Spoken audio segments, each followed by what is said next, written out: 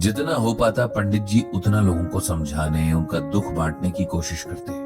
उन्हें गीता ज्ञान के जरिए लाइफ और डेथ की सच्चाई समझाते, लेकिन सच तो यही था कि इतने दुख के माहौल में वो खुद भी बेचैन होने लगे थे। इन्हीं मेल्स के बीच एक ऐसा मेल था जिसने पंडित जी की आंखों में भी आंसू भर दिए थे। लिखने वाले को समझाने से पहले उन्हें खुद को समझाना पड़ा था, खुद गीता पढ़नी पड़ी थी।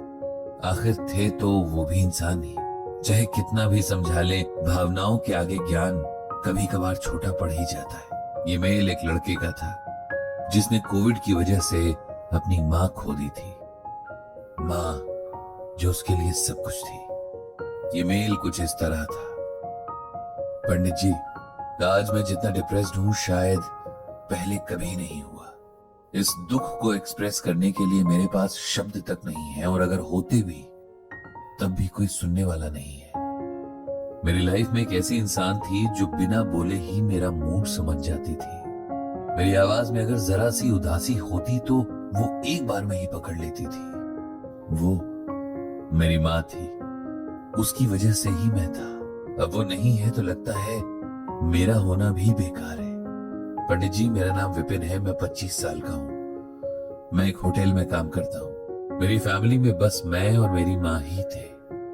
वैसे देखा जाए तो मेरी काफी बड़ी फैमिली है, जिसमें मेरे पापा, दादी, चाचा, चाची और उनके बच्चे भी हैं। लेकिन ये फैमिली बस नाम के लिए है, क्योंकि इन्हें पिछले कई साल से मुझसे और मेरी माँ से कोई मतलब नहीं रहा। उसके पीछे भी एक लंबी कहानी है। दरअसल मेरी माँ बड़े गरीब घर से थी। उनके पिता ने छोटी एज में ही मेरे फादर से उनकी शादी करवा दी। मेरे पापा का डेयरी बिजनेस था, और सही मायने में देखा जाए तो उन्हें वहां काम करने के लिए एक दिन रात के नौकर की जरूरत थी, जो सैलरी भी ना लेता और बिना कंप्लेंट के काम भी कर लेता। मेरी माँ की शक्ल में उन्हें वो नौकरानी मिल गई थी। मेरे पापा का नेचर बहुत खराब था, और खराब नेचर वाले कभी भी बिजनेस में अच्छा नहीं कर सकते। बिजनेस भी डूबने लगा था। शराब तो पहले से ही पीते थे, अब दिन रात शराब में ही डूबे रहते। नशे में मेरी माँ को बहुत मारते। वो बेचारी दिन रात काम भी करती और मार भी खाती। सब कुछ चुप रहकर सहती, क्योंकि उसे मेरी फिक्र रहती। मैं तब इतना बड़ा हो गया था कि आसपास क्या हो रहा है ये मुझे समझ आने लगा था। मैं अपनी माँ के लिए बहुत बुरा फील करता। कभी कभी मेरा मन करता कि मैं अपने फादर को पीट दूं, लेकिन मेरी माँ मुझे हमेशा समझाती कि चाहे जैसे भी हैं, वो मेरे फादर हैं, मुझे उनकी रिस्पेक्ट करनी चाहिए। पर सच ये है कि मैं कभी अपने फादर की न तो रिस्पेक्ट कर पाया, न उनसे प्यार कर पाया। पापा की नशे की लत बढ़ने के साथ ही उनका माँ के साथ बिहेवियर भी खराब होता जा रहा था। हालात यहाँ तक खराब हो गए थे कि माँ को वहां से निकलना पड़ा, क्योंकि अब वहां उसकी जान को खतरा हो गया था। नाना जी के घर के हालात पहले ही बहुत खराब थे।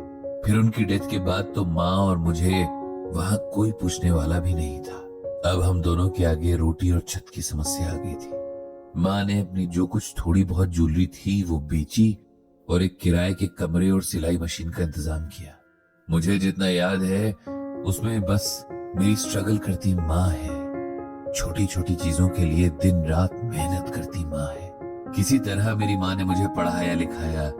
इसी बीच मेरे फादर या किसी और फैमिली मेंबर ने हमारी खबर तक नहीं ली। मेरी स्कूल की स्टडीज कंप्लीट होने के बाद मैंने भी ट्यूशंस लेना शुरू कर दिया था। साथ साथ मेरी कॉलेज की पढ़ाई भी चल रही थी। लगातार सिलाई के काम ने माँ की आंखों को कमजोर कर दिया था।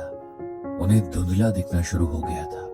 मैं कई बार कहता कि डॉक्टर को दिखा देते हैं, लेकिन वो कहती कि जब तेरी नौकरी लगेगी तब वो खुद किसी बड़े डॉक्टर के पास चली जाएगी। पढ़ाई कंप्लीट हुई और मुझे एक होटल में मैनेजर की नौकरी मिल गई। माँ बहुत खुश थी। उसके इतने सालों की मेहनत अब जाकर सफल हुई थी। मैं भी अपनी माँ को जितना शुक्रिया कहूँ कम ही होगा। वो मुझे बहुत बुरे माहौल से निकाल कर ले आई थी।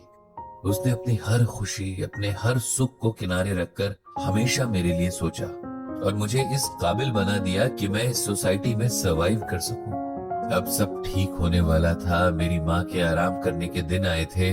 उनकी स्ट्रगल्स का इनाम उन्हें मिलने का टाइम आया था, पर उसकी किस्मत में तो कुछ और ही लिखा था। पता नहीं कैसे उसे कोविड हो गया, और एक हफ्ते के अंदर ही वो कोविड से लड़ाई हार गई। उसकी बॉडी पहले से ही इतनी वीक थी कि झेल नहीं सकी। मैंने अपनी 2-3 महीने की सैलरी से पैसे बचाकर माँ की आंखों के ट्रीटमेंट के लिए सब अरेंजमेंट कर लिया था, लेकिन अब माँ ही नहीं रही। आखिरी बार उसे देख तक नहीं पाया। मुझे लगता है कि माँ के बिना मैं जी नहीं पाऊंगा। मुझे ये सब बेकार लगता है। पंडित जी को इस कहानी ने दुखी कर दिया। हालांकि वो जानते हैं कि मौत ही जीवन का सबसे बड़ा सच है, लेकिन कुछ सच्चाइयां इतनी कड़वी होती है कि उन्हें देखने का मन ही नहीं करता। पंडित जी दिल से चाहते थे कि विपिन के मन को हिम्मत मिले, इसीलिए उन्होंने मेल में गीता का ये श्लोक लिखकर भेजा। प्रिय विपिन, तुम्हारी भावनाओं को मैं समझता हूँ, लेकिन सच को भी जितनी जल्दी हो सके एक्सेप्ट कर लेना चाहिए। गीता में भगवान श्री कृष्ण अर्जुन से कहते हैं,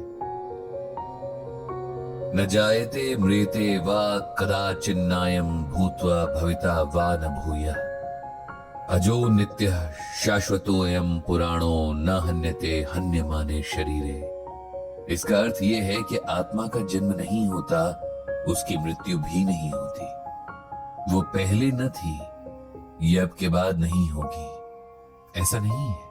आत्मा अजन्मा, नित्य, शाश्वत और पुरातन है। शरीर का नाश होने पर भी आत्मा का नाश नहीं होता। हे अर्जुन, आत्मा को शस्त्र काट नहीं सकते, अग्नि जला नहीं सकती, पानी भिगो नहीं सकता और हवा सुखा नहीं सकती। आत्मा सब जगह मौजूद है और कभी ना खत्म होने वाली है। तुम्हारी माँ के शरीर को चलाने वाली आत्मा अब अपने दूसरे सफर पर चली गई है। ऐसा हर आत्मा के साथ होना तय है, इसीलिए तुम उनका शोक मत करो। उस आत्मा को कष्ट उठाने थे सो उसने उठाए। अब हम परमात्मा से प्रार्थना कर सकते हैं कि उनके इस जन्म के अच्छे कर्मों का फल उन्हें अगले जन्म में दे और उन्हें कष्ट ना हो। तुम्हें उस आत्मा को सम्मान देते हुए उसके लिए प्रार्थना करनी चाहिए। अगर तुम अपनी माँ की मौत का शोक मनाते हुए अपनी जिंदगी सही से नहीं जियोगे तो तुम अपनी माँ के संघर्षों की डिसरिस्पेक्ट करोगे। वो सारी जिंदगी तुम्हें खुश रखने के लिए जीती रही और अब तुम दुखी होकर उनके सारे एफर्ट्स को बेकार कर रहे हो। गीता पढ़ो, इसमें भगवान श्री कृष्ण ने जीवन और मृत्यु के बारे में हमें बहुत कुछ समझाया है। उसे समझो। मैं भगवान श्री कृष्ण से प्रार्थना करूंगा कि तुम्हें शक्ति और शांति मिले।